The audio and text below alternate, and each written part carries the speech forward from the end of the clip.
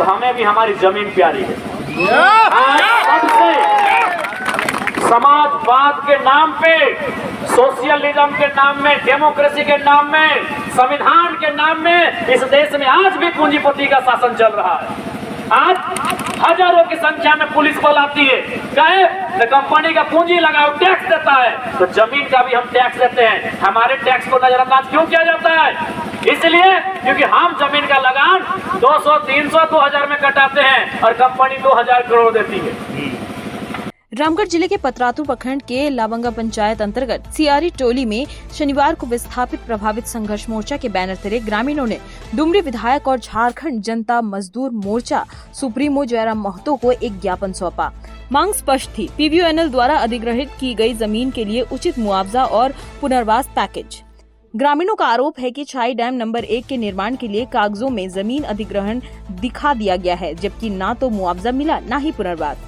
विधायक जयराम महतो जैसे ही सियारी टोला पहुंचे, सैकड़ों ग्रामीण खासकर महिलाएं उन्हें देखने और अपनी आवाज बुलंद करने के लिए जुट गईं।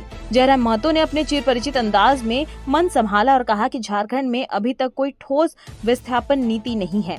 सदन में इस मुद्दे को उठाया जाएगा। हमारी पार्टी पूरी ताकत से विस्थापितों के साथ खड़ी है। उन्होंने कहा कि देश सिर्फ गांधी का नहीं, भगत सिंह का भी है।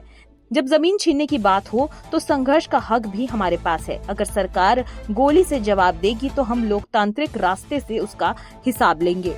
उन्होंने कहा कि 4 बच्चे पैदा कीजिए, 2 पढ़ने के लिए और 2 लड़ने के लिए। जब मैं कोयला खदान के बीच जाऊंगा तब मैं ये बयान दोहराऊंगा कि हम तो हमारे 2 नहीं, 2 को एक्स्ट्रा जन्म दीजिए और उनको आंदोलन के लिए, उनको संघर्ष के लिए, उनको ईंट का जवाब पत्थर से देने के लिए तैयार करिए। मैं इस बयान में कभी न माफी मांगने वाला हूँ, न इस बयान को मैं वापस लेने वाला हूँ। ये मेरा पूरे समाज में गांधी के रास्ते से भी चलिए, और अगर गांधी के रास्ते समाधान नहीं होता है तो ये देश भगत सिंह को भी मानता है, भगत सिंह को भी पूछता है। एक सवाल है, लाठी का उत्तर लाठी से दे, मुक्का का उत्तर मुक्का से दे। टाइगर जयराम महतो जिंदाबाद। बिल्कुल, मैं अंबानी अडानी का देश, ये जिंदाल का देश है, ये एनटीपीसी का देश है।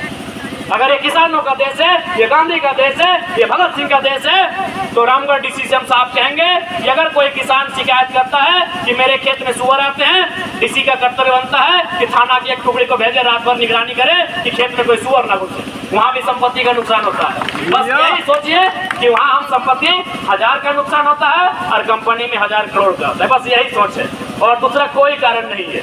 कंपनी का दलाली करने का यही कारण है कि कंपनी 1000 करोड़ रुपया टैक्स देती है और किसान का खेत जो लगान रसीद कटाते हैं हम लोग 1000 रुपये में कटाते हैं।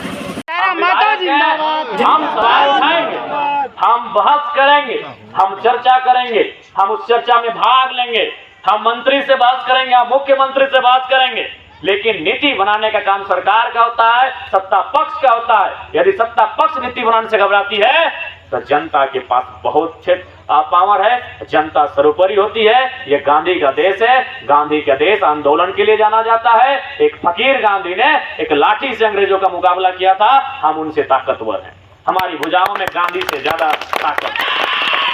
इस पूरे घटनाक्रम के बीच रामगढ़ जिला प्रशासन और पीवीओएनएल कंपनी भी ग्रामीणों के सवालों के घेरे में आ चुकी है। अब देखना ये है कि क्या ज्ञापन के बाद प्रशासन नींद से जागेगा या फिर आंदोलन और तेज होगा।